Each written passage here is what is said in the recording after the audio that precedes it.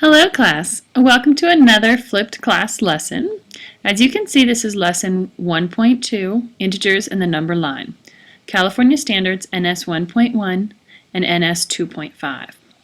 What I'd like you to do is go ahead, set up your notes, pause the video, and when you're ready to start, I want you to check your notes with my notes.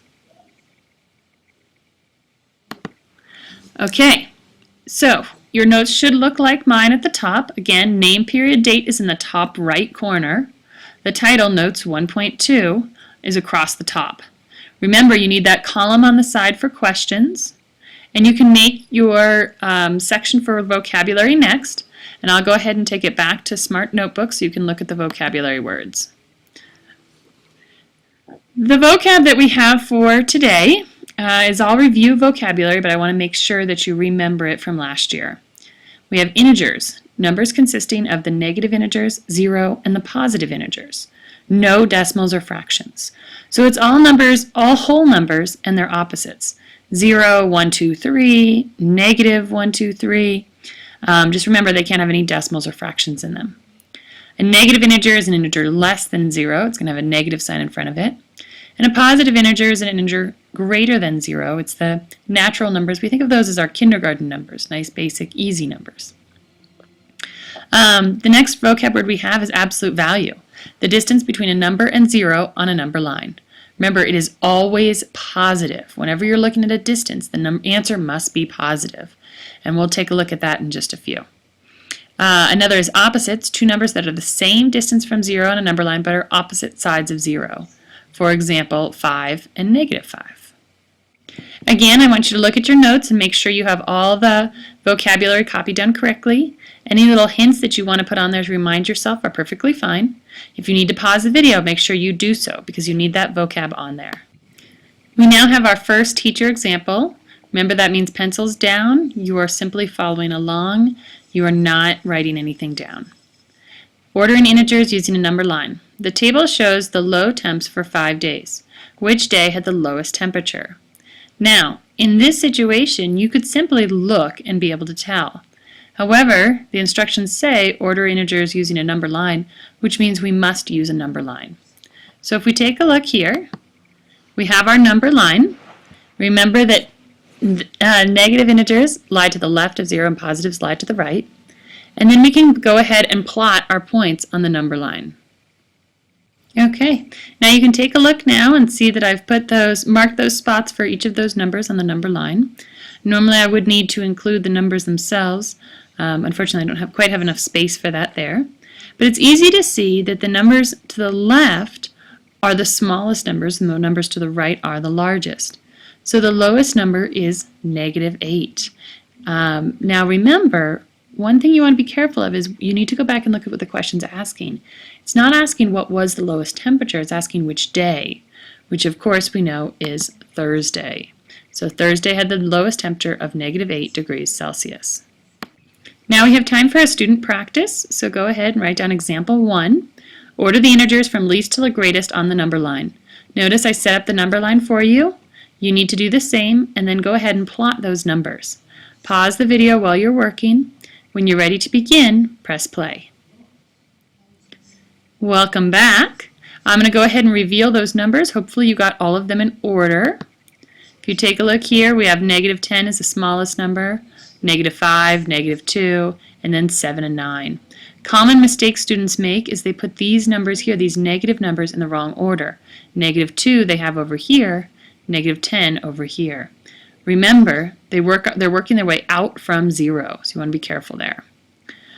Okay, taking a look at problem number 2, we have negative 50 is the smallest, negative 25, 0, 30, and 45.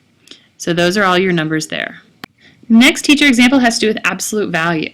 Now remember, we said the definition of absolute value is the distance a number is from 0 on a number line. Again, distance is always positive, so it's how many spaces do you have to count from 0 to get to that number. And here they want to know which animal is further from sea level. So let's take a look at the seagull. The seagull is flying at an altitude of 107 feet, so it's a positive number because it's above sea level. The shark is swimming at a depth of negative 112 feet relative to sea level. And if we go ahead and make our number line, we can plot these numbers on the number line and we'll be able to see very easily. Okay, taking a look, I've plotted the location of each of the animals on the number line, and you can see clearly that the shark is farther from 0 than the seagull. So clearly the shark is farther from sea level, or farther underground. Okay, student practice 2. So again, pencils up, you're going to go ahead and solve these two problems on your graph paper, and then go ahead and play the video again and take a look at the answers. Okay, welcome back. The first problem, you can see we've got -20 and 10, and the question is asking which one has a greater absolute value. -20, again, we have to make them positive. So -20 becomes 20, and 10 stays 10. So 20 is 20 spaces away. It's clearly the larger number. A larger absolute value, excuse me. Okay, next problem, we have -4 and +4. Now, notice they're both 4s, one negative, one positive, which means they're exactly the same distance from 0. This was a bit of a trick question. The correct answer is they are the same. Neither one of them has a greater absolute value. So go ahead, make sure you recorded this in your notes. If you need to make any changes or update anything, do so now. Third example, final teacher example, is finding opposites. Opposite simply means it's going to have the opposite sign. So it's the same distance from 0, but the sign is different.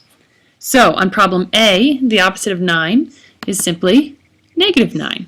Again, 9 spaces away from 0. They both have the same absolute value, but one's negative, one's positive. Problem B, we have -14. The opposite is +14. Problem C is a bit of a trick question. You want to be careful here because it's saying what's the opposite of the absolute value of -8. So first we have to find out what this is. We know the absolute value makes everything positive, so the absolute value of -8 would simply be 8. Now we can find the opposite of 8, which is -8. Okay, so you want to be real careful there. So, and remember a little note on here, the integer -14 can be read -14 or the opposite of 14. It means the same thing. Okay, let's go ahead and go on to our last student practice. Go ahead, this is the third problem. Make sure you write this down in your notes. Find the absolute value and the opposite of each of these numbers. A reminder to you, absolute value is always positive. It is a distance. It must be positive. Opposite is going to have the opposite sign of the original number. Go ahead and pause your video, press play when you're ready to see the answers. Okay, let's go ahead and take a look at your answers here. On problem number 5, -10, the absolute value is 10 and the opposite is 10. Notice they're both the same. Problem number 6, for the number 12, the absolute value is still 12. The opposite, however, is -12. Number 7, the number 4, the absolute value is also 4. The opposite is -4. Number 8, number 15, -15, the absolute value is +15, and so is the opposite. They are the same. Notice all the absolute values are positives. The opposites vary. Sometimes they're positive, sometimes they're negative. Number 9, the absolute value of -1 is 1, so is the opposite. The absolute value of 105 is simply 105. However, the opposite is -105. The absolute value of 18 is 18, and the opposite of 18 is -18. Number 12, hopefully this one didn't stump you. Number 12, they're asking for the opposite of the absolute value of -60.